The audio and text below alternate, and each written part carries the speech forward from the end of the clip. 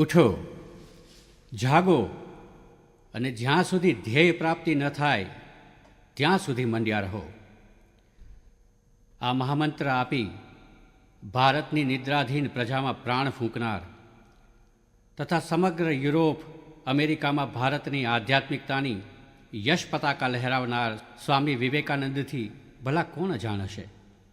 એમનું સ્મરણ કરતાં જ આપણા માનસપટ પર આવે છે તેજસ્વી ચહેરો, વિશાળ લલાટ, પ્રકાશના કિરણો વેરતી ચમકતી આંખો, મસ્તક પર ભગવો ફેંટો અને ભગવા વસ્ત્રોમાં ઓપતું સુગઠિત શરીર. કેવું આકર્ષક અને ભવ્ય વ્યક્તિત્વ! એવી જ ઓજસ્વી હતી એમની વાણી કે જેમાં હતું મંત્રનું બળ. એ જ વાણીની શક્તિએ સમગ્ર અમેરિકાની ભૌતિકતા ઉપર આધ્યાત્મિકતાની મહત્તા પ્રસ્થાપિત કરી હતી. એ વાણીએ દેશ વિદેશના અસંખ્ય મહાનુભાવો તથા વિદ્વાનોને મંત્રમુગ્ધ કર્યા હતા. પશ્ચિમના વિદ્વાન મનીષી રોમા રોલાં કહે છે, એમની વાણી એટલે ભવ્ય સંગીત. એમની શબ્દાવલીમાં બીથોવનની શૈલીનો રણકો છે અને ભાવોત્કર્ષ જગાવતા એમના વાણીના લયમાં હેન્ડેલના સમૂહ ગીતોની પરંપરા પ્રતીત થાય છે. એમના વચનામૃતોને જ્યારે હું વાંચું છું ત્યારે વિદ્યુતના આંચકા જેવી ઝણઝણાટી મારા સમગ્ર દેહમાં અનુભવ્યા વગર હું રહી શકતો નથી. તો પછી જ્યારે એ નરવીરના સ્વમુખે જ એ જ્વલંત શબ્દો ઉચ્ચારાયા હશે ત્યારે તેમણે કેવા આંચકા અને કેવા હર્ષોત્કર્ષો ઉત્પન્ન કર્યા હશે! એમની એ વાણી આજે પણ એટલી જ પ્રભાવક છે અને એ વાણીમાંથી પ્રેરણા મેળવીને આજે પણ અસંખ્ય લોકોએ પોતાના સામાન્ય જીવનને મહાન બનાવ્યું છે. ફક્ત 39 વર્ષના પોતાના અલ્પ જીવનકાળમાં આ મહામાનવે સમગ્ર વિશ્વ પર પોતાની દિવ્ય ચેતનાનો જે પ્રભાવ પાથર્યો છે તે યુગો સુધી માનવ જાતિને પ્રકાશિત કરતો રહેશે.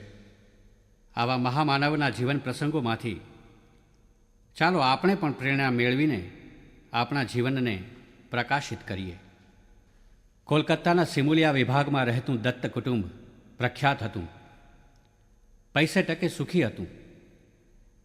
એ કુટુંબના વિશ્વનાથ દત્ત ભણી ગણીને કોલકાતાની હાઈકોર્ટના એટર્ની બન્યા. તેમના પત્ની ભુવનેશ્વરી દેવી ભક્તિપરાયણ હતા, સાથે સાથે બુદ્ધિમાન અને વ્યવહાર કુશળ પણ હતા. વિશાળ પરિવારનો બોજો તેમના પર હતો, પણ તેમાંથી સમય મેળવીને તેઓ રામાયણ, મહાભારત અને આપણા ધર્મગ્રંથો વાંચતા રહેતા. એમનું વ્યક્તિત્વ એવું પ્રભાવક હતું કે એમના સંપર્કમાં આવનાર દરેકને એમના પ્રત્યે માન અને પૂજ્યભાવની લાગણી થયા વગર રહેતી નહીં. પોતાના કુળને દીપાવે તેવા તેજસ્વી પુત્રની એમને ઝંખના રહેતી. આથી એમણે કાશીમાં રહેલા દત્ત કુટુંબના એક માજી દ્વારા ભગવાન વીરેશ્વરની પૂજા કરાવડાવી. જ્યારે પૂજા થઈ એ સમાચાર મળ્યા ત્યારે ભુવનેશ્વરી દેવીના અંતરમાં શ્રદ્ધા જાગી કે એમની પ્રાર્થના પૂજાનો ભગવાન શિવ જરૂર સ્વીકાર કરશે. અને થયું પણ તેમ જ. એક રાત્રે સ્વપ્નમાં એમને ભગવાન શિવના દર્શન થયા અને તેમને પ્રતીતિ થઈ કે હવે તેમની પૂજા જરૂર ફળશે. એ પ્રતીતિ સાચી પડી. ઈસવીસન 1863 જાન્યુઆરીની 12મી તારીખે સંવત 1919 પોષવદ સાતમને સોમવારે મકર સંક્રાંતિના દિવસે એમણે તેજસ્વી પુત્રને જન્મ આપ્યો. ભગવાન વીરેશ્વરની કૃપાથી પ્રાપ્ત થયેલ પુત્રનું નામ વીરેશ્વર રાખ્યું અને બધા તેને લાડમાં બીલે કહીને બોલાવતા. પછી રાશિ પ્રમાણેનું નામ નરેન્દ્રનાથ રાખવામાં આવ્યું. બાળ નરેન્દ્રનું શૈશવ સામાન્ય બાળકો કરતાં અનોખું હતું. તે સાવ નાનો હતો ત્યારે તોફાની અને જિદ્દી હતો. તેથી ક્યારેક માતા તેના તોફાનોથી ત્રાસી જતાં અને તેને શાંત કરવા તેના માથા પર ઠંડુ પાણી રેડતાં અને શિવ શિવ બોલતાં કે તુરત જ બાળક શાંત થઈ જતો. ક્યારેક તો કંટાળીને માતા કહેવા લાગતા કે મેં તો ભગવાન શંકર પાસે પુત્ર માગ્યો હતો અને એ ભૂતનાથે પોતાના એક ભૂતને જ મોકલી આપ્યો. બાળ નરેન્દ્રને ખોળામાં બેસાડીને માતા રામાયણ, મહાભારત તથા પુરાણોમાંથી વાતો કહેતા. માના મુખે સાંભળેલી આ વાતોએ નરેન્દ્રમાં ધાર્મિક સંસ્કારોના બીજ રોપ્યા હતા. નરેન્દ્રને નાનપણથી જ ધ્યાન સહજ હતું. એકવાર તેના મિત્ર સાથે બારણું બંધ કરીને ધ્યાનમાં એવો મગ્ન થઈ ગયો હતો કે બહાર તેની શોધાશોધ ચાલી અને આખરે ઓરડાના બારણા તોડીને જોયું તો નરેન્દ્ર અને તેનો મિત્ર ધ્યાનમાં મગ્ન હતા. એવો જ એક બીજો પ્રસંગ બન્યો. ત્યારે નરેન્દ્ર મિત્રો સાથે ધ્યાનની રમત રમતો હતો. બધા ધ્યાનમાં બેઠા હતા. ત્યાં એક સાપ દેખાયો અને બધા છોકરાઓ ઊભા થઈ ભાગી ગયા અને બૂમાબૂમ કરવા લાગ્યા. પણ નરેન્દ્ર તો એ જ ધ્યાનની મુદ્રામાં સ્થિર. સાપ બાજુમાંથી પસાર થઈ ગયો તોય તેને ખબર ન પડી. આવી હતી નરેન્દ્રની નાનપણથી જ ધ્યાનની એકાગ્રતા. નરેન્દ્રને નાનપણથી જ સાધુ મહાત્માઓ પ્રત્યે ખૂબ આદરભાવ હતો. તેના ઘરે કોઈ પણ સાધુ આવે તો નરેન્દ્ર તેને જે જોઈએ તે ઘરમાંથી લાવીને આપી દેતો. આથી માને ખબર પડે કે કોઈ ભિક્ષુક બારણે આવ્યો છે તો નરેન્દ્રને ઓરડામાં પૂરી દેતા. પણ નરેન્દ્ર બારીએથી વસ્તુઓ નીચે ફેંકતો અને ભિક્ષુકોને તે લઈ લેવા કહેતો. એકવાર તો નરેન્દ્રે સાધુને પોતાની નવી નક્કોર ધોતલી આપી દીધી હતી. માતા અને બહેનોને આ રીતે ચીડવવામાં તેને ભારે રમૂજ પડતી. નરેન્દ્રને 6ઠે વર્ષે શાળામાં ભણવા બેસાડ્યો. પરંતુ ત્યાં પડોશીઓના ખરાબ છોકરાઓની સંગતને કારણે તે ખરાબ રીતભાત શીખવા લાગ્યો અને એટલે પિતાએ તેને તે સ્કૂલમાંથી ઉઠાડી લીધો અને ઘરમાં જ શિક્ષક ભણાવવા આવે તેવી વ્યવસ્થા કરી. નરેન્દ્રની યાદશક્તિ એટલી તીવ્ર હતી કે 7મે વર્ષે તો તેણે મુગ્ધબોધ નામનું સંસ્કૃત વ્યાકરણ મોઢે કરી લીધું હતું. નરેન્દ્રના પિતાને ત્યાં દરેક જ્ઞાતિના અસીલો આવતા. તે વખતે જ્ઞાતિ પ્રથાની પકડ એવી દ્રઢ હતી કે વિશ્વનાથ દત્તે દરેક જ્ઞાતિના માણસો માટે તમાકુ પીવા જુદા જુદા હુક્કા રાખ્યા હતા.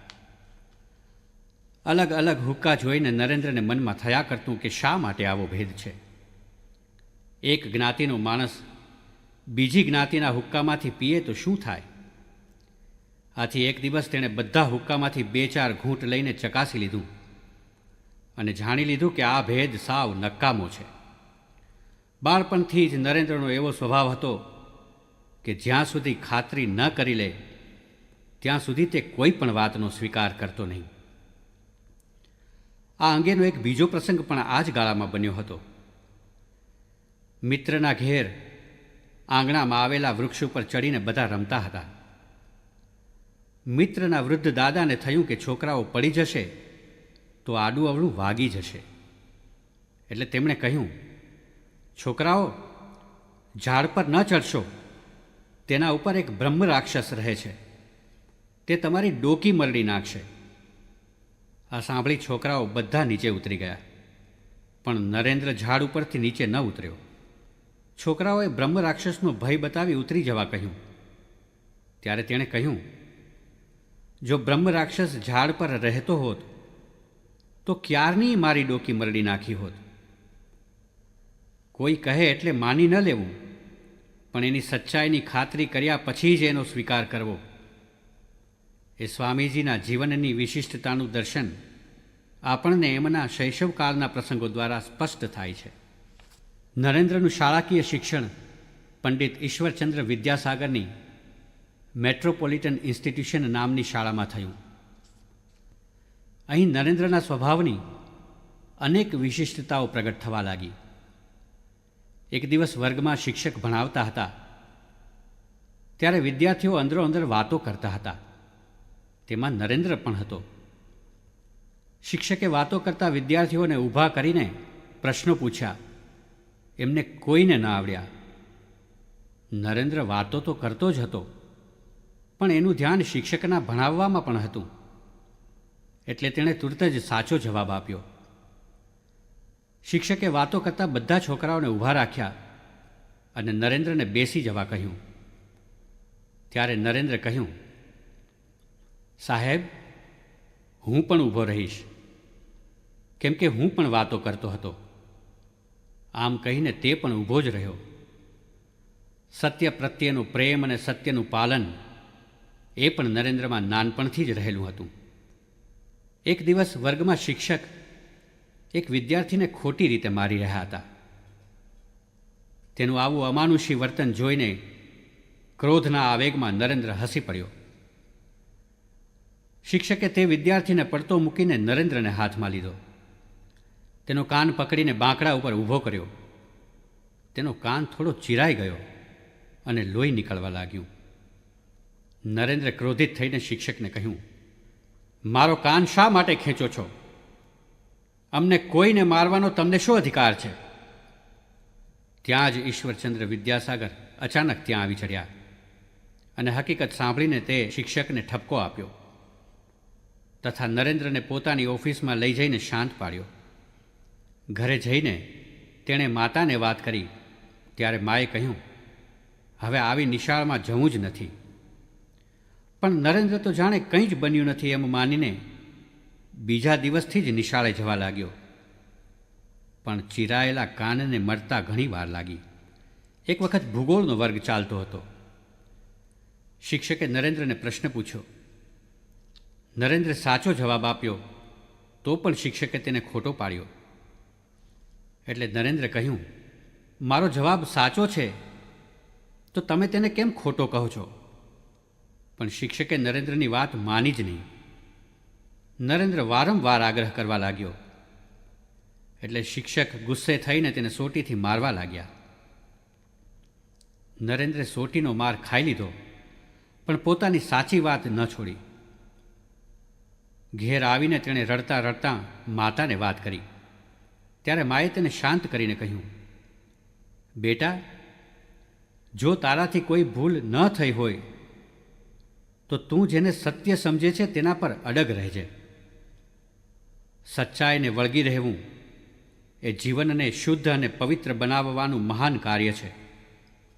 એ પાઠ પણ સ્વામીજીને પોતાની માતા પાસેથી નાનપણમાં જ શીખવા મળ્યો હતો.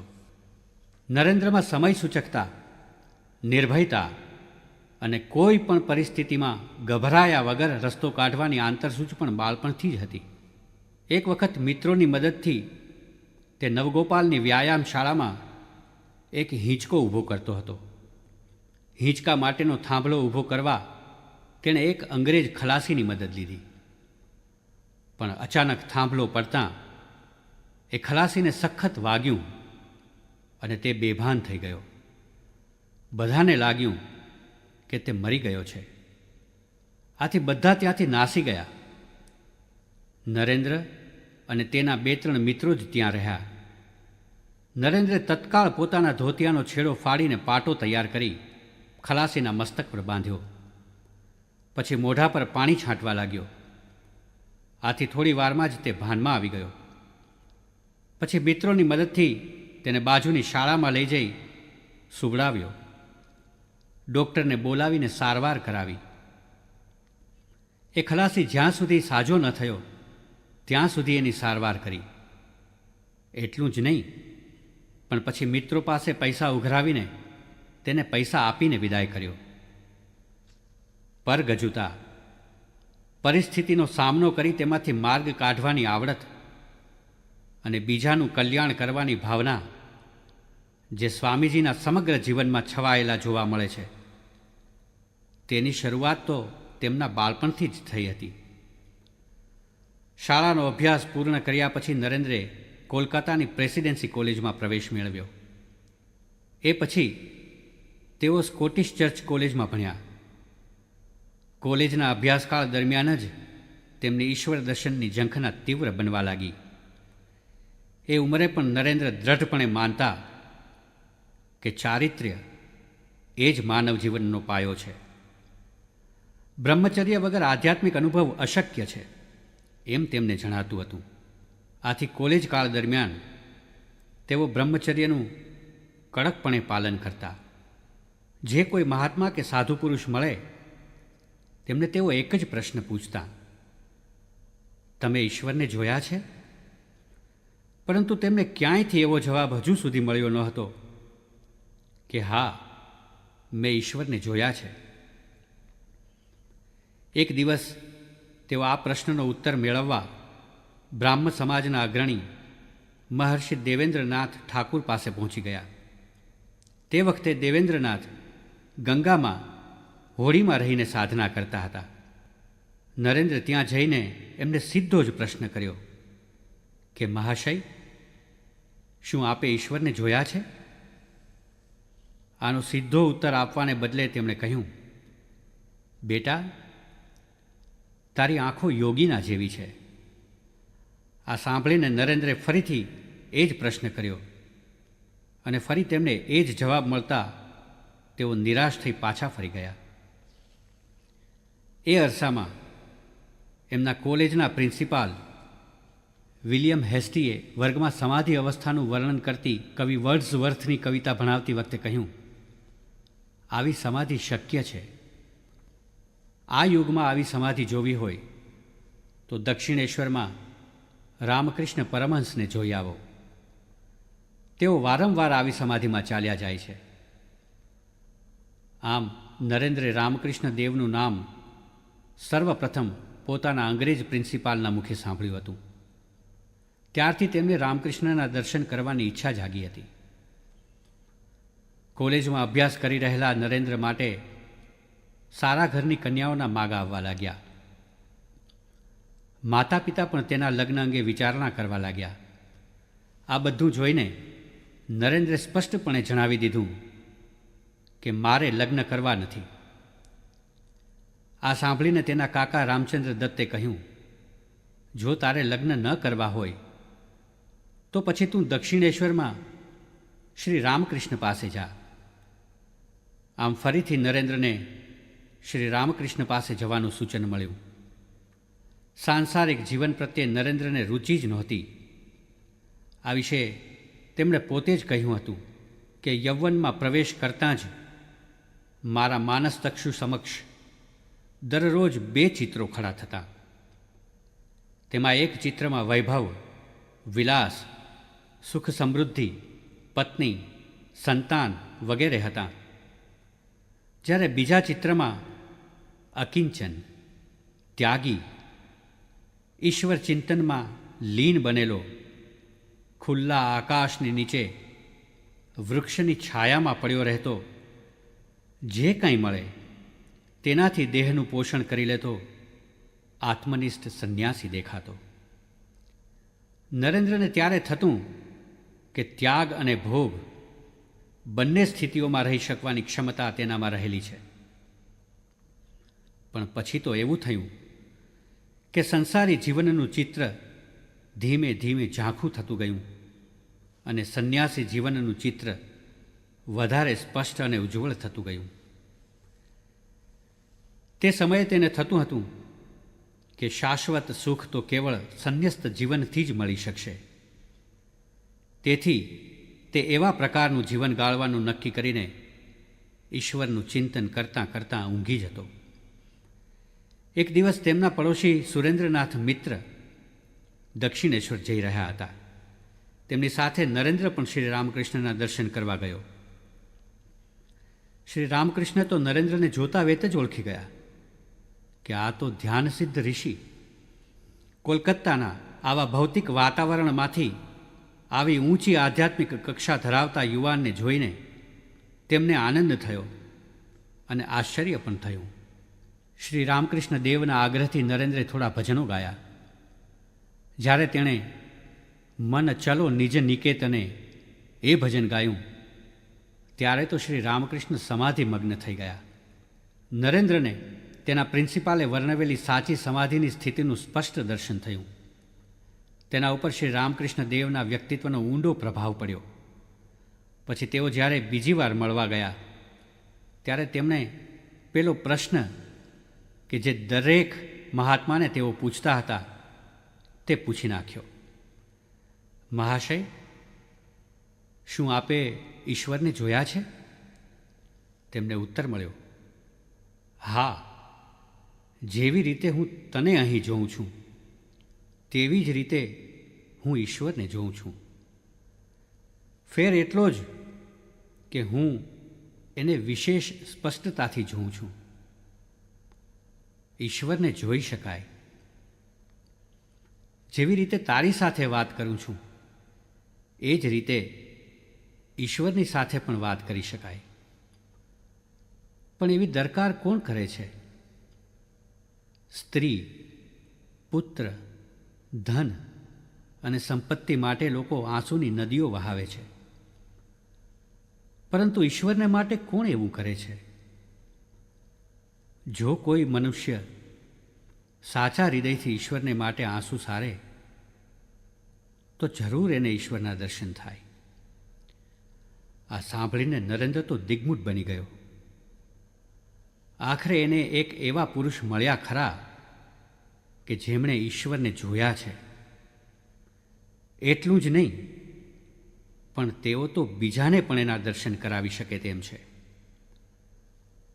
તેમને એમ પણ લાગ્યું કે આ વાણી કોઈ ઉપદેશકની વાણી નથી, પણ આ તો સાક્ષાત્કારની વાણી છે.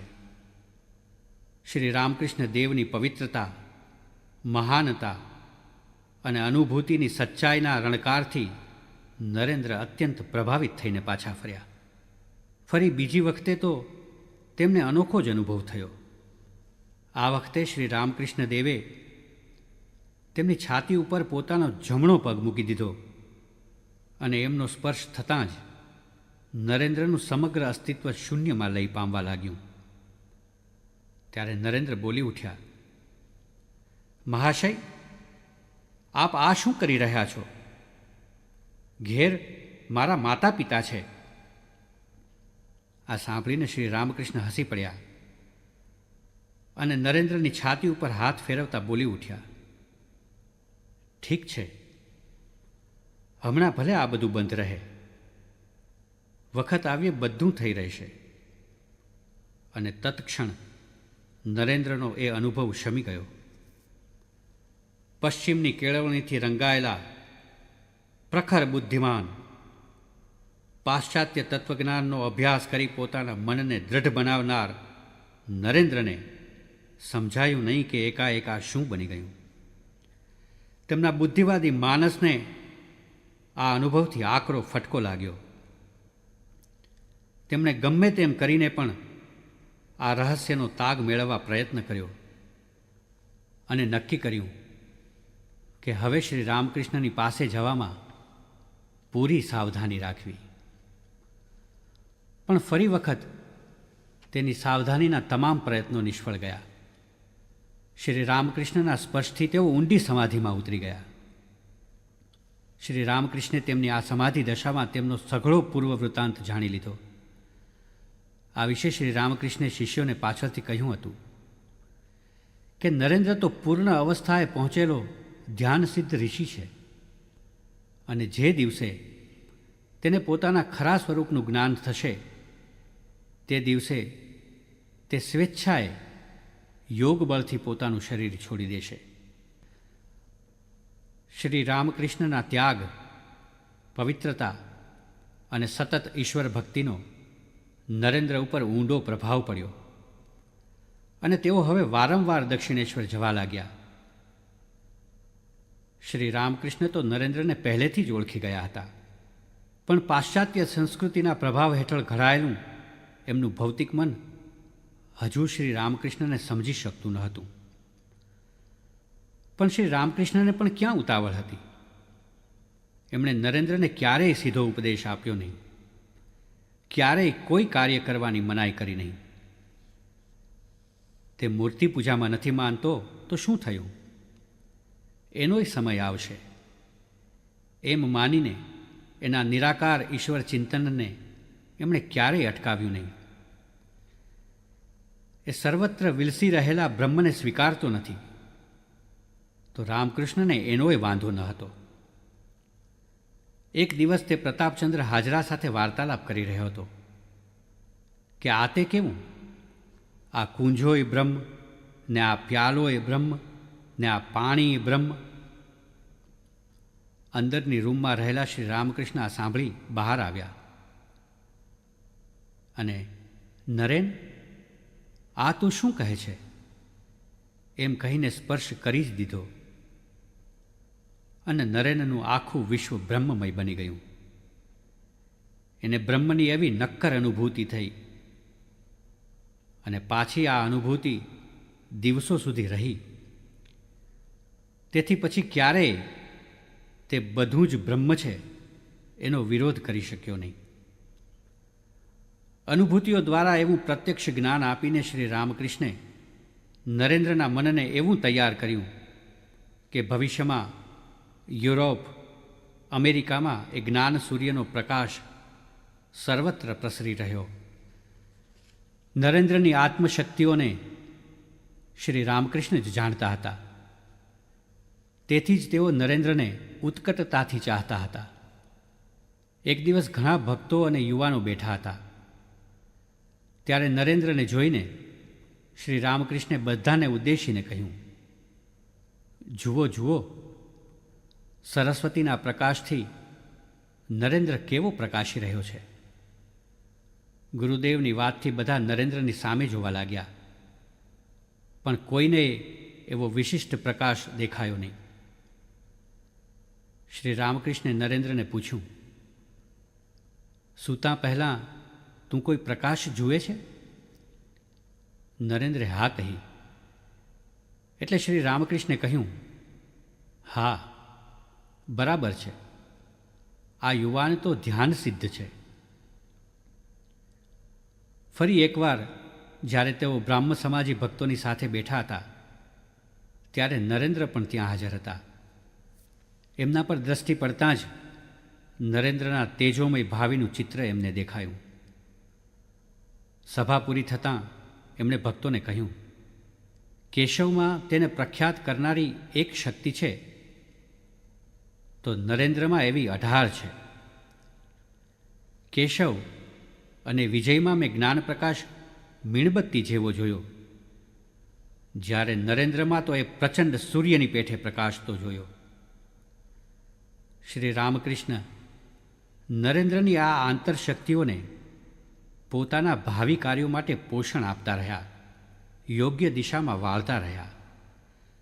પોતાના દિવ્ય સાનિધ્યમાં એના મનને ઘડતા રહ્યા કે ભવિષ્યમાં નરેન્દ્રમાંથી સ્વામી વિવેકાનંદ પ્રગટ્યા કે જેમણે પોતાના આંતરપ્રકાશથી, પોતાની દિવ્ય શક્તિઓથી પોતાના મહાન ગુરુના દૈવી સંદેશને સમગ્ર વિશ્વમાં પ્રસરાવ્યો. નરેન્દ્ર પ્રલોભનોથી કેટલા મુક્ત છે એ અંગે શ્રી રામકૃષ્ણે એમની કસોટી પણ કરી હતી. એક વખત તેમણે નરેન્દ્રને કહ્યું, જો નરેન, આકરી તપશ્ચર્યા બાદ માએ મને કેટલીક દિવ્ય સિદ્ધિઓ આપી છે, પણ મારે તેનો કશો ઉપયોગ નથી. હું તો મારું પોતાનું શરીર પણ પૂરું સંભાળી શકતો નથી. તેથી માની રજા લઈને આ તમામ સિદ્ધિઓ મેં તને આપવા નક્કી કર્યું છે. માએ મને કહ્યું છે કે નરેનને હજુ ઘણા મહાન કાર્યો કરવાના છે, માટે આ સિદ્ધિઓનો તું સ્વીકાર કર. જરૂર જણાય ત્યાં તું એનો ઉપયોગ કરી શકીશ. બોલ, તું શું કહે છે? અને સહેજ પણ વિચાર કર્યા વગર નરેને પૂછ્યું, ઈશ્વરનો સાક્ષાત્કાર કરવામાં મને આ સિદ્ધિઓ ઉપયોગી થશે ખરી? ના, પણ તું એનાથી ઘણા મહાન કાર્યો કરી શકીશ, રામકૃષ્ણ દેવે બોલ્યા. ત્યારબાદ નરેને કહ્યું, તો પછી મારે એ સિદ્ધિઓની કોઈ જરૂર નથી. પહેલાં મને ઈશ્વર દર્શન થાય, પછી હું બીજો વિચાર કરી શકીશ. આમ નરેન્દ્રે સિદ્ધિઓ લેવાની ના પાડી દીધી. એથી રામકૃષ્ણને ખાતરી થઈ ગઈ કે નરેન સર્વ પ્રલોભનોથી પર છે. એ ઉપરાંત પણ શ્રી રામકૃષ્ણે નરેન્દ્રની બીજી પણ કસોટીઓ કરી હતી. તે માન અપમાનથી પર છે, તે દુન્યવી આકર્ષણોથી મુક્ત છે, એ બધાની ખાતરી કરીને તેઓએ નરેન્દ્ર પર પોતાના અંતરનો સમસ્ત પ્રેમ ઠાલવી દીધો આ સંદર્ભમાં પાછળથી સ્વામી વિવેકાનંદે કહ્યું હતું કે મને મળ્યા તે ઘડીથી જ શરૂઆત કરીને ઠેઠ સુધી જો કોઈએ મારામાં એક સરખો વિશ્વાસ મૂક્યો હોય તો તે એકલા શ્રી રામકૃષ્ણ જ હતા. મારી માતા તથા ભાઈઓએ પણ મારામાં એવો વિશ્વાસ નહોતો મૂક્યો. મારા તરફ એમણે જે અખૂટ વિશ્વાસ અને પ્રેમ દર્શાવ્યા તેનાથી જ હું સદાને માટે એમની પાસે બંધાઈ રહ્યો.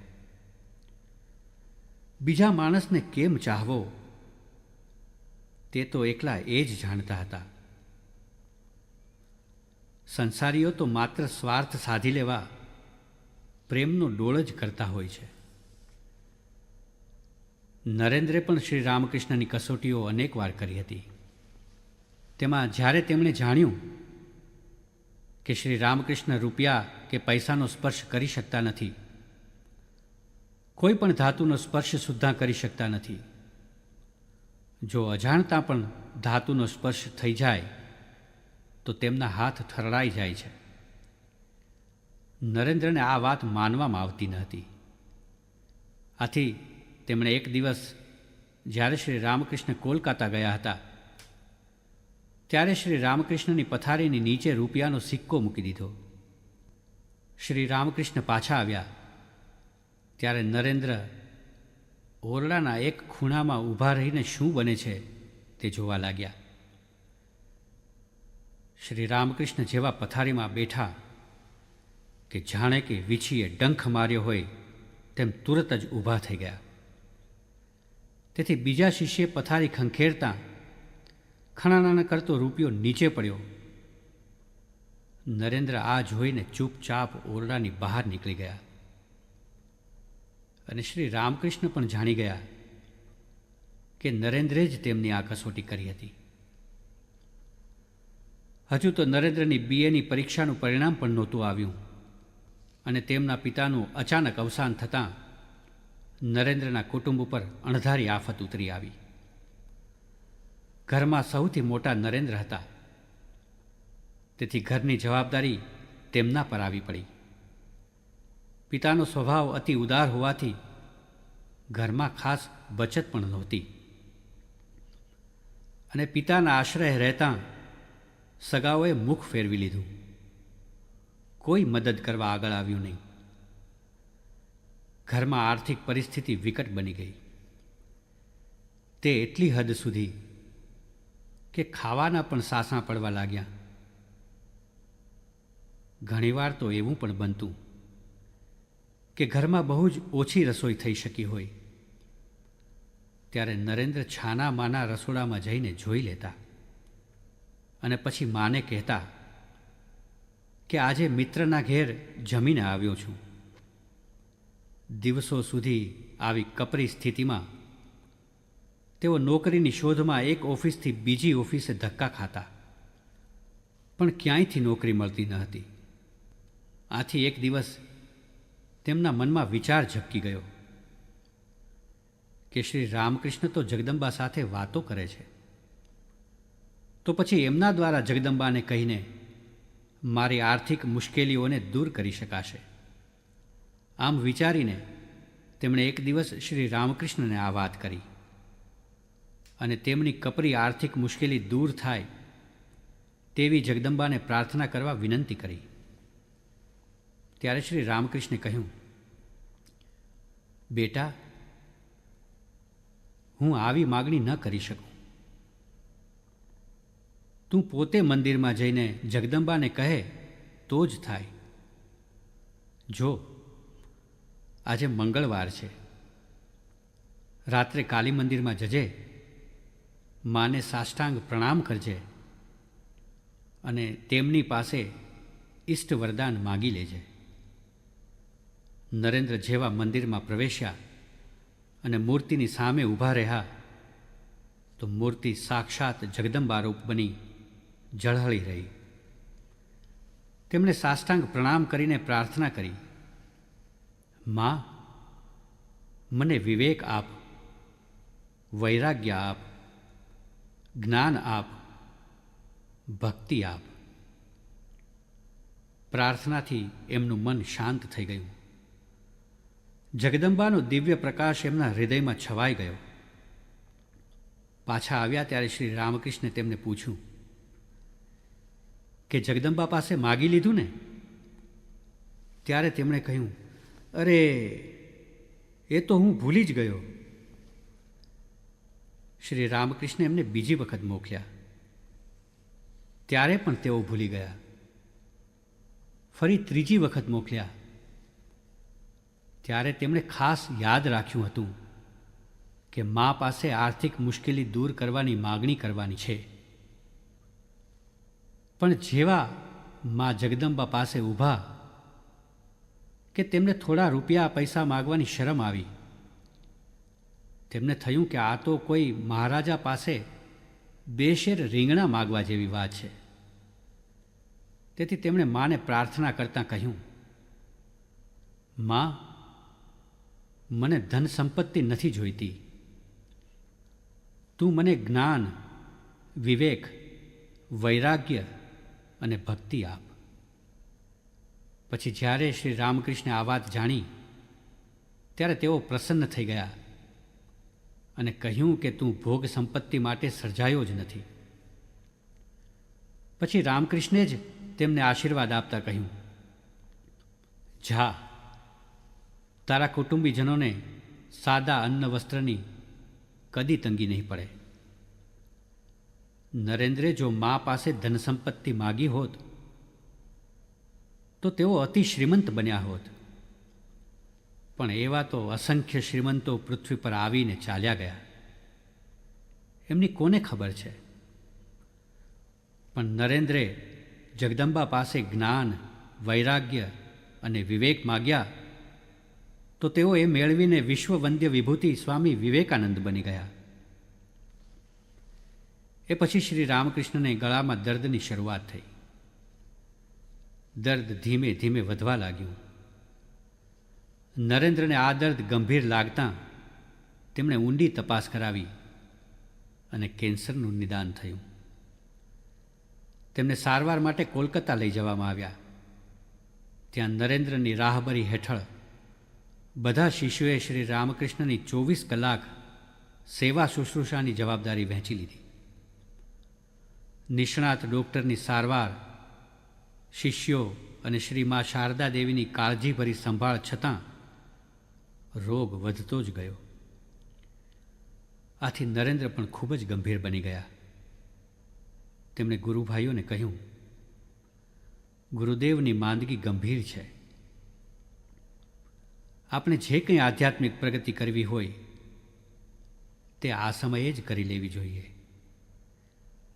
નહીતર તેમના ગયા પછી પસ્તાવાનો પાર નહીં રહે. બધા ગુરુભાઈઓ ગુરુદેવની સેવાની સાથે સાથે નરેન્દ્રની રાહબરી હેઠળ આત્મશુદ્ધિના કાર્યમાં પણ લાગી ગયા. એક દિવસ શ્રી રામકૃષ્ણે નરેન્દ્રને બોલાવ્યા ને પોતાની પાસે બેસાડી તેનામાં શક્તિ સંચાર કર્યો. નરેન્દ્રને પોતાની અંદર જાણે વિદ્યુતનો પ્રવાહ આવી રહ્યો હોય તેવો અનુભવ થયો. જ્યારે નરેન્દ્ર સમાધિમાંથી જાગ્યા ત્યારે જોયું તો શ્રી રામકૃષ્ણ રડી રહ્યા હતા. તેમણે કહ્યું, નરેન, આજે મેં તને મારું સર્વસ્વ આપી દીધું છે. હવે હું સાવ ફકીર બની ગયો છું. આ શક્તિ દ્વારા તું મહાન કાર્યો કરી શકીશ. એ પછી બીજે દિવસે પણ શ્રી રામકૃષ્ણે નરેન્દ્રને પાસે બેસાડીને કહ્યું, જો નરેન, તારા હાથમાં આ બધાને સોંપીને જાઉં છું. કારણ કે તું સહુના કરતાં વધારે બુદ્ધિશાળી અને શક્તિશાળી છો. બધાને ખૂબ પ્રેમ કરજે. અને એ પછી 2 દિવસ બાદ જ શ્રી રામકૃષ્ણે પોતાની ઐહિક જીવનલીલા સંકેલી લીધી. શ્રી રામકૃષ્ણની મહાસમાધિ બાદ તેમના યુવાન શિષ્યો પાછા ઘરે નહોતા ગયા. તેઓ સંન્યાસી બની ગયા. વરાહનગરમાં એક ભૂતિયું મકાન સસ્તા ભાડાથી રાખ્યું અને ત્યાં રહેવા લાગ્યા. એ બધાના નેતા હતા નરેન્દ્રનાથ. મઠના એ પ્રારંભના દિવસો આકરી કસોટીના હતા, કઠોર તપસ્યાના હતા. સંપન્ન પરિવારોના એ યુવાનો ભિક્ષામાં જે કંઈ મળે તેનાથી નિર્વાહ કરતા હતા. ક્યારેક એકલા ભાત જ હોય અને ક્યારેક કંઈ ન પણ મળે. વસ્ત્રોમાં એકમાત્ર કૌપીન અને થોડા ભગવાં વસ્ત્રો. બિછાનામાં માત્ર એક સાદડી, એક ભગવું વસ્ત્ર બહાર દોરી ઉપર ટીંગાડી રાખવામાં આવતું. જેમને બહાર શહેરમાં જવું હોય તેઓ તે પહેરીને જતા. પરંતુ આ યુવાનો પોતાના સાધન ભજનમાં મસ્ત રહેતા. તેમને કોઈ વસ્તુનો અભાવ સાલતો જ ન હતો. તેમની શ્રદ્ધા ભક્તિ અનન્ય હતી, વૈરાગ્ય અદ્ભુત હતો. આ વિશે સ્વામીજીએ કહ્યું હતું કે આવી આકરી તપશ્ચર્યા જોઈને ભૂત પણ ભાગી જાય.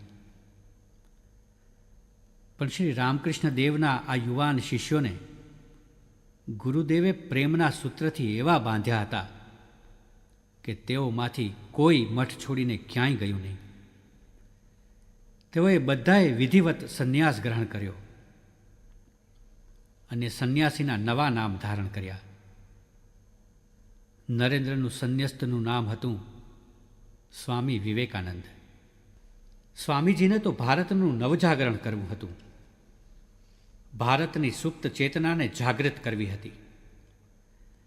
એથી વિશાળ ભારત દેશના લોકો તેમની અલગ અલગ રીત રસમો, ધર્મ, સંસ્કૃતિ વગેરેનો પ્રત્યક્ષ પરિચય મેળવવો જરૂરી હતો. આથી તેઓએ પરિવ્રાજક રૂપે સમગ્ર ભારતમાં પરિભ્રમણ કરવાનું નક્કી કર્યું અને તેઓ નીકળી પડ્યા. સાથે હતા માત્ર એક જોડી કપડાં, કમંડળ, 2-4 પુસ્તકો અને દંડ. ભારતના શહેરોમાં, ગામડાઓમાં, રાજાના મહેલોથી માંડીને ગરીબના ઝૂંપડામાં પણ તેઓ રહ્યા. કોઈ વાર વૃક્ષ તળે તો કોઈ વાર ખુલ્લા આકાશ નીચે પણ તેઓ સૂઈ રહેતા. પરંતુ એમણે ભારતને, ભારતના લોકોને નજરે જોયા.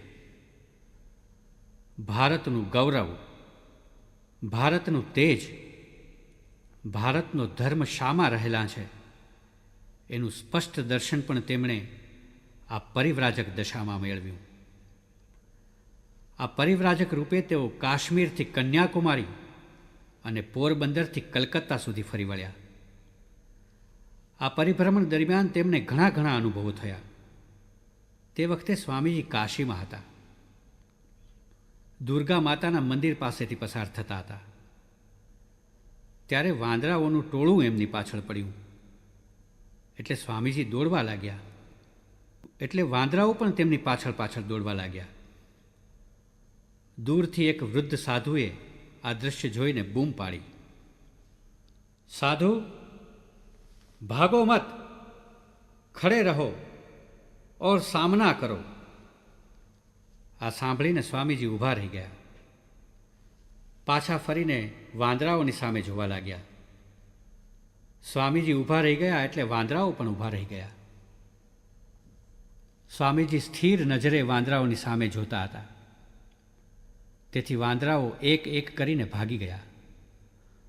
વર્ષો પછી ન્યૂયોર્કમાં એક સભામાં સ્વામીજીએ આ પ્રસંગ વર્ણવી કહ્યું હતું, આ પ્રસંગે મને જીવનનો મહાન બોધપાઠ શીખવ્યો કે ભયંકર દુશ્મન સામે પણ આંખ મેળવવી જોઈએ. સ્વસ્થતાપૂર્વક તેની સામે ઊભા રહેવું જોઈએ. બીજો એક પ્રસંગ અલવરના મહારાજા સાથેનો છે. મહારાજાને મૂર્તિ પૂજામાં બિલકુલ શ્રદ્ધા ન હતી. તેમણે સ્વામીજીને કહ્યું,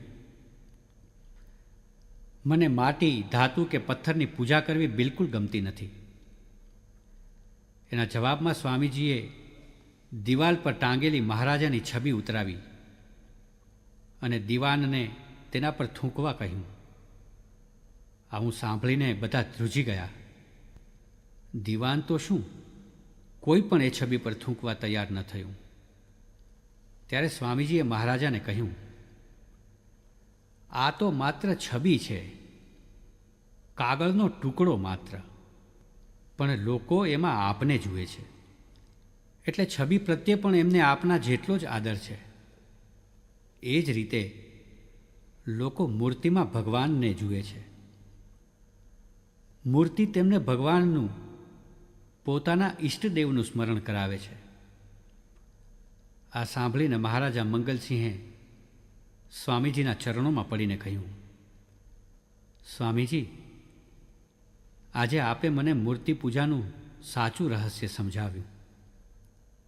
એક વખતે સ્વામીજી ખેતડીમાં હતા. તેના મહારાજા અજીતસિંહે પોતાના મહેલમાં એક સાંજે સંગીતની મહેફિલ ગોઠવી હતી. તેમાં સ્વામીજીને પણ આમંત્રણ આપ્યું. પણ સ્વામીજીએ કહ્યું, સંન્યાસીને માટે મહેફિલમાં આવવું યોગ્ય નથી. તેઓ પોતાના ખંડમાં બેસીને અધ્યયન કરી રહ્યા હતા.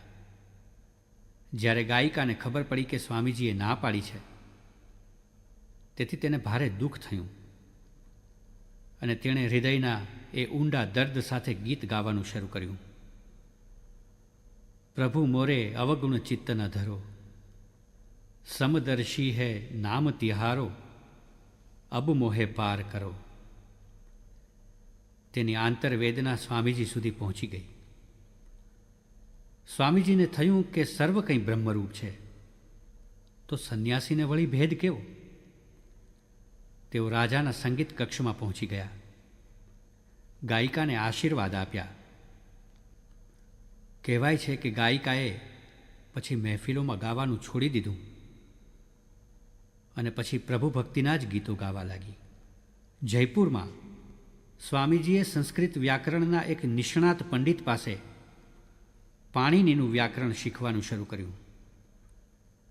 પંડિતજીએ અષ્ટાધ્યાયીનું પ્રથમ સૂત્ર સમજાવવું શરૂ કર્યું, પણ સ્વામીજીને ન સમજાયું. 3 વખત પ્રયત્ન કરવા છતાં સ્વામીજીને એ સૂત્ર સમજાવી શક્યા નહીં. એટલે પંડિતજીએ કહ્યું, સ્વામીજી, એ હું આપને નહીં સમજાવી શકું. પણ પછી સ્વામીજીએ દૃઢ સંકલ્પ કર્યો કે મને એ કેમ ન સમજાય. દ્રઢ સંકલ્પ કરીને તેઓ પલોઠી વાળીને બેસી ગયા કે જ્યાં સુધી આ નહીં સમજાય ત્યાં સુધી હું અહીંથી ઉઠીશ નહીં. એ સૂત્રમાં પૂરેપૂરું મન લગાવ્યું તો 3 દિવસમાં જે નહોતું સમજાયું એ માત્ર 3 કલાકમાં સમજાઈ ગયું. આથી જ તેમણે એક ભાષણમાં કહ્યું હતું, જો તમારે સફળતા પ્રાપ્ત કરવી હોય તો તમારામાં પ્રચંડ ખંત અને દૃઢ ઈચ્છા શક્તિ હોવા જોઈએ. આબુમાં સ્વામીજી પહાડ ઉપર એક મુસલમાનને ત્યાં રહેતા હતા. ત્યારે ખેતડીના દીવાને સ્વામીજીને પૂછ્યું, સ્વામીજી, તમે તો હિન્દુ સાધુ છો, મુસલમાનને ત્યાં શા માટે રહો છો? સ્વામીજીએ તેમને કહ્યું, તમે આ શું કહો છો? હું તો સંન્યાસી છું. તમારા બધા વિધિ નિષેધોથી પર. હું તો હરિજન સાથે પણ જમી શકું. મારી દ્રષ્ટિએ કોઈ ઉચ્ચ કે નીચ નથી. બધામાં એક જ આત્મા પ્રકાશી રહ્યો છે. સ્વામીજીની વાણીમાં સત્ય પ્રકાશી રહ્યું હતું. એટલે દીવાન તો આશ્ચર્યથી સ્વામીજીને જોઈ જ રહ્યા. આબુમાં જ સ્વામીજીને પોતાના ગુરુભાઈ સ્વામી તુર્યાનંદ મળી ગયા. તે વખતે સ્વામીજીએ તેમને કહ્યું હતું, હરિભાઈ, હજુ સુધી હું તમારા આ કહેવાતા ધર્મને સમજી શક્યો નથી. મારું હૃદય એટલું વિશાળ થઈ ગયું છે કે બીજાના દુઃખનો અનુભવ કરવાનું મેં શીખી લીધું છે. વિશ્વાસ કરો, સમગ્ર માનવજાતિના તીવ્ર દુઃખની અનુભૂતિ મારામાં જાગી રહી છે. સ્વામીજીનું ગળું રૂંધાઈ ગયું. આંખમાંથી આંસુ વહેવા લાગ્યા. ત્યારે સ્વામી તુર્યાનંદે જાણે સ્પષ્ટ દર્શન કર્યું કે સંસારના દુઃખોથી સ્વામીજીનું હૃદય બળવો પુકારી રહ્યું છે. તેમનું હૃદય જાણે કે એક મોટી કડાઈ છે, તેમાં તેઓ એવો મલમ તૈયાર કરી રહ્યા છે કે જેથી સંસારના સર્વ દુઃખો શમી જાય. ગુજરાતમાં સ્વામીજી અમદાવાદ, લીંબડી, ભાવનગર, શિહોર, જૂનાગઢ, પોરબંદર, ભુજ, પાલિતાણા અને વડોદરા આવ્યા હતા. સ્વામીજીની ચરણરજથી ગુજરાતની ભૂમિ પાવન બની છે. સ્વામીજી તેના સમગ્ર પરિવ્રાજક કાળ દરમિયાન પોરબંદરમાં સૌથી વધુ સમય લગભગ 4 માસ રોકાયા હતા. પોરબંદરના એડમિનિસ્ટ્રેટર શંકર પાંડુરંગ પંડિત સંસ્કૃતના વિદ્વાન હતા. તેમની પાસે વિશાળ પુસ્તકાલય હતું. તેઓ સ્વામીજીની વિશિષ્ટ શક્તિઓને ઓળખી ગયા હતા.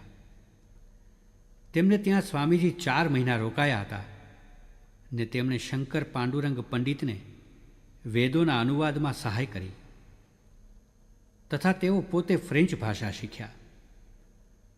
પંડિતજીએ જ સ્વામીજીને કહ્યું હતું, સ્વામીજી, આ દેશમાં આપની કદર નહીં થાય, આપે વિદેશ જવું જોઈએ. આમ અમેરિકામાં શિકાગોમાં ભરાનારી ધર્મસભામાં જવાની પ્રથમ પ્રેરણા સ્વામીજીને પોરબંદરમાંથી મળી હતી. સમગ્ર ભારતમાં પરિભ્રમણ કરીને આખરે તેઓ ભારતના છેક દક્ષિણ કિનારે આવી પહોંચ્યા. ત્યાં કન્યાકુમારી દેવીની પૂજા કરીને સમુદ્ર કિનારે આવ્યા. તે સમયે પણ તેમના મનમાં માતૃભૂમિની દુર્દશા અને તેના ઉપાયો વિશેનું ચિંતન ચાલી રહ્યું હતું.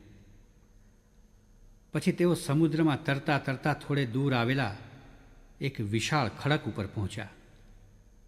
આસપાસ ઘૂઘવતો વિશાળ સમુદ્ર, ઉપર વિશાળ આકાશ અને એ ખડક ઉપર બેઠેલા સંન્યાસી ધ્યાનમગ્ન બની ભારત માતાનું ચિંતન કરી રહ્યા હતા. ઋષિઓનો પ્રકાશમાન દેશ આટલો દુર્બળ કેમ બની ગયો? લોકો આટલા દુઃખી, દરિદ્ર, હીન કેમ બની ગયા? તેઓએ 3 દિવસ અને 3 રાત સતત ભારત માતાનું જ ચિંતન કર્યું અને જગદંબા પાસે ઉપાય માગ્યો.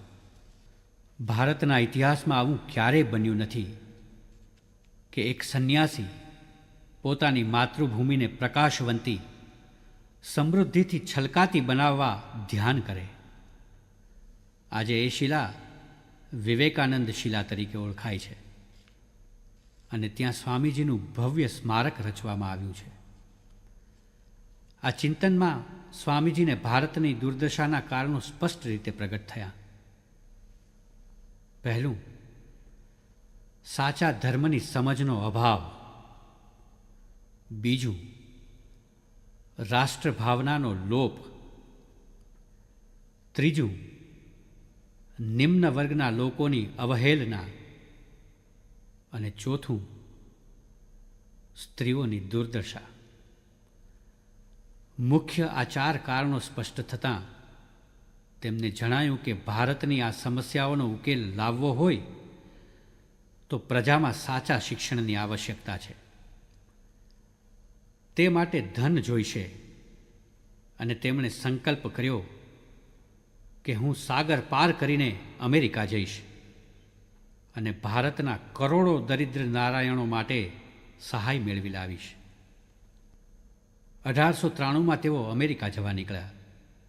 ત્યાં પહોંચ્યા પછી ખબર પડી કે ધર્મસભા તો છેક સપ્ટેમ્બરમાં ભરાવાની હતી.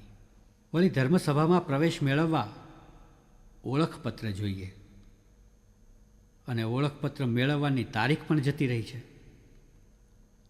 વળી 2 મહિના રોકાવા જેટલા પૈસા પણ નહોતા. અમેરિકામાં પ્રવેશતા વેંત જ તેમને અનેક મુશ્કેલીઓનો સામનો કરવો પડ્યો. શિકાગોથી તેઓ બોસ્ટન આવ્યા. ત્યાં તેમને હાર્વર્ડ યુનિવર્સિટીના વિદ્વાન પ્રોફેસર જ્હોન એચ રાઇટનો પરિચય થયો. સ્વામીજીથી પ્રોફેસર રાઇટ ખૂબ પ્રભાવિત થયા. તેમણે સ્વામીજીને કહ્યું, અરે સ્વામીજી, આપની પાસે ઓળખપત્ર માગવો એ તો સૂર્ય પાસે એના પ્રકાશવાના હક વિશે પૂછવા જેવું છે. હું તમને હિન્દુ ધર્મના પ્રતિનિધિ તરીકે પ્રવેશ અપાવી દઈશ.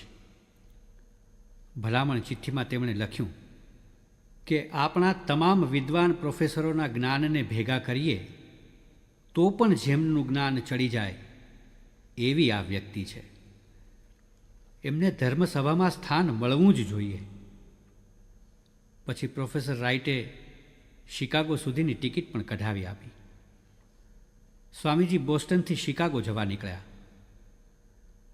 શિકાગો આવી રહેલા એક વેપારીને સ્વામીજીને ધર્મસભાના મથકે પહોંચાડવાનું કામ તેમના યજમાને સોંપેલું. એટલે સ્વામીજી નિશ્ચિંત હતા.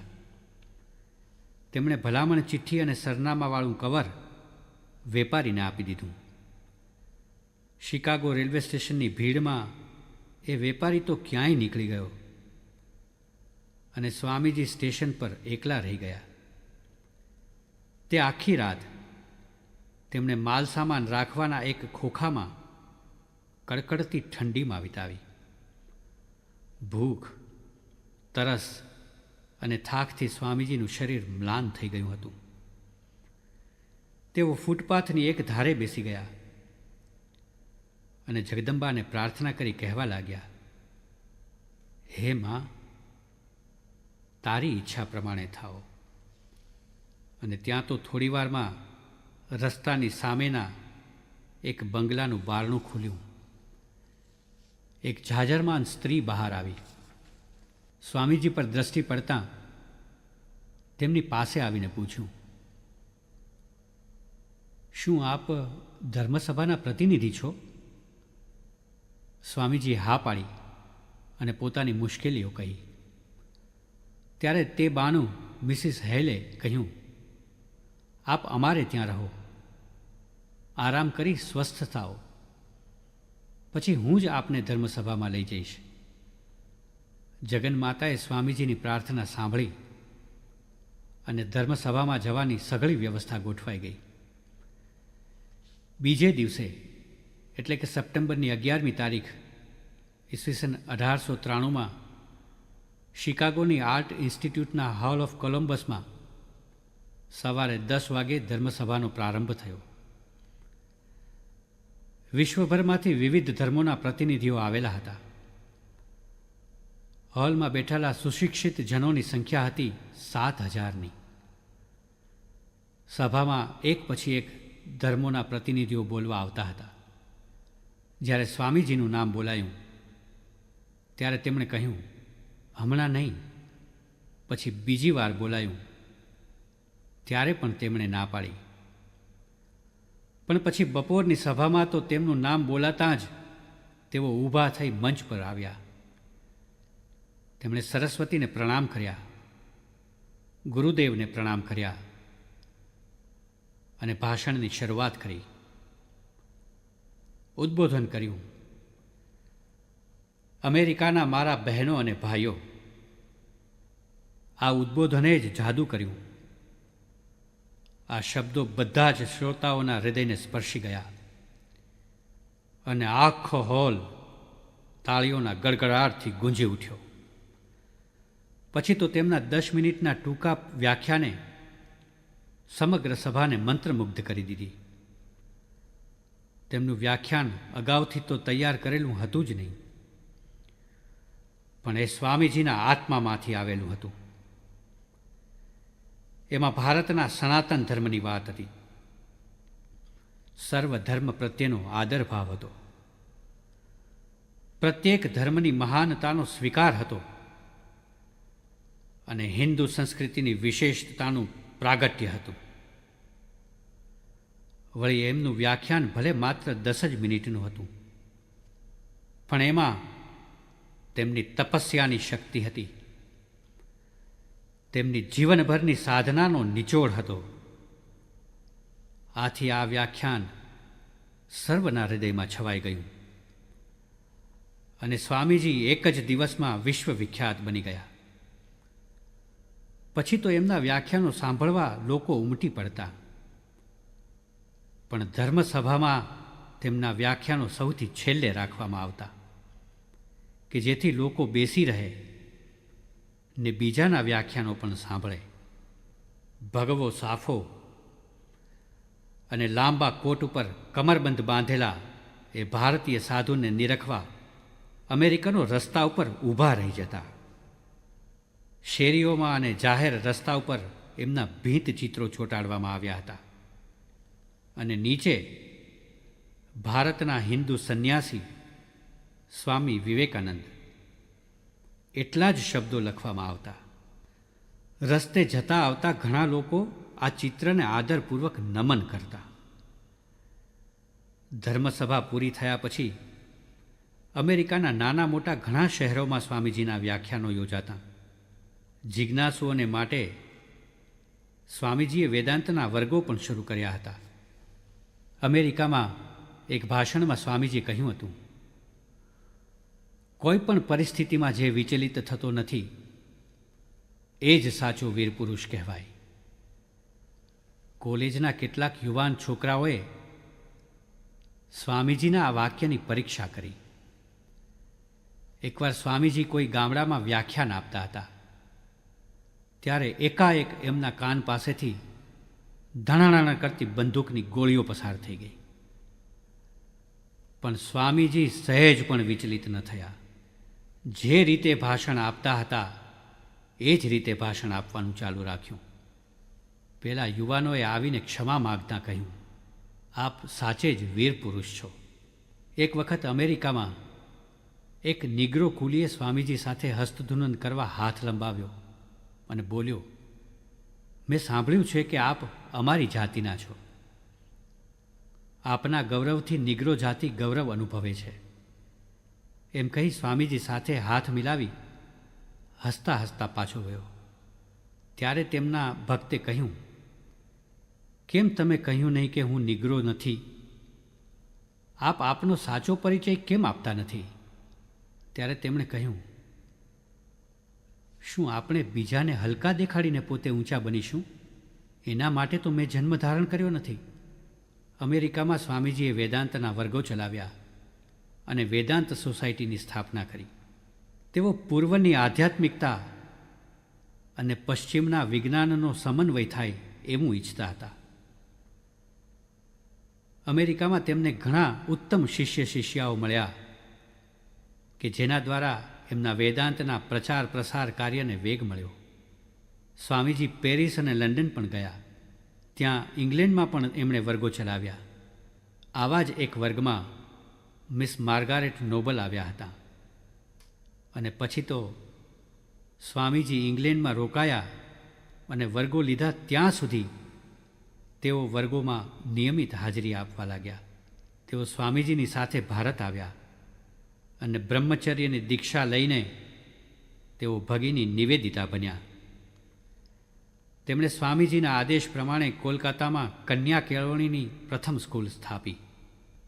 સ્વામીજીને જે ગુડવિન નામના બીજા પણ એક સમર્પિત શિષ્ય આ યાત્રામાં સાંપડ્યા, જેમણે સ્વામીજીના તમામ પ્રવચનોની લઘુલિપિમાં નોંધ લીધી કે જેથી એ સચવાઈ રહે. ઇંગ્લેન્ડના સેવિયર દંપતી પણ સ્વામીજીના પરમ ભક્ત બની ગયા. તેઓ પણ સ્વામીજીની સાથે ભારત આવ્યા હતા. હિમાલયમાં માયાવતીમાં અદ્વૈત આશ્રમની સ્થાપનાનું શ્રેય સેવિયર દંપતીને જાય છે. સ્વામીજીએ લંડનની 2 વાર મુલાકાત લીધી હતી. લંડનથી જ તેઓ ભારત આવવા રવાના થયા હતા. સ્વામીજી 1893થી 1897 સુધી યુરોપ અને અમેરિકાના વિવિધ સ્થળોએ રહ્યા. પશ્ચિમના આ દેશોને તેમણે ભારતની મહાન સંસ્કૃતિનો પરિચય કરાવ્યો. જ્યારે તેઓ સ્વદેશ પાછા આવી રહ્યા હતા ત્યારે તેમના એક અંગ્રેજ મિત્રે તેમને પૂછ્યું હતું કે પશ્ચિમના વિલાસ વૈભવની વચ્ચે 4 વર્ષ વિતાવ્યા પછી હવે માતૃભૂમિમાં પાછા જવાનું તેમને કેવું લાગે છે? તેના ઉત્તરમાં સ્વામીજીએ કહ્યું, વિદેશ જતાં પહેલાં પણ હું મારી માતૃભૂમિને ચાહતો હતો, પરંતુ હવે તો મને એવું લાગે છે કે ભારતની રજ પણ મારા માટે પવિત્ર બની ગઈ છે. ભારતનો વાયુ મારા માટે પવિત્ર છે. ભારત મારી પુણ્યભૂમિ છે. તે મારું તીર્થ સ્થાન છે. અમેરિકા અને યુરોપમાં વેદાંતનો વિજયધ્વજ લહેરાવીને 3.5 વર્ષ પછી સ્વામીજી જ્યારે ભારતમાં આવ્યા ત્યારે ભારત માતાના આ પનોતા પુત્રનું દેશવાસીઓએ ભવ્ય સ્વાગત કર્યું. રામેશ્વરના સ્વાગત પ્રવચનમાં સ્વામીજીએ કહ્યું હતું કે દીન, દુર્બળ અને રોગીઓમાં વસતા શિવનું પૂજન કરો. એમની આ વાણીથી રામનદના રાજા એવા તો પ્રભાવિત થઈ ગયા કે બીજે જ દિવસે તેમણે હજારો દરિદ્ર નારાયણોને અન્ન અને વસ્ત્ર આપી સંતુષ્ટ કર્યા. સ્વામીજી 1897ની 20મી ફેબ્રુઆરીએ કોલકાતા આવ્યા ત્યારે ત્યાં પણ એમનું અભૂતપૂર્વ સ્વાગત કરવામાં આવ્યું. યુવાનોએ એમની ગાડીના ઘોડા છોડીને જાતે ગાડી ખેંચી.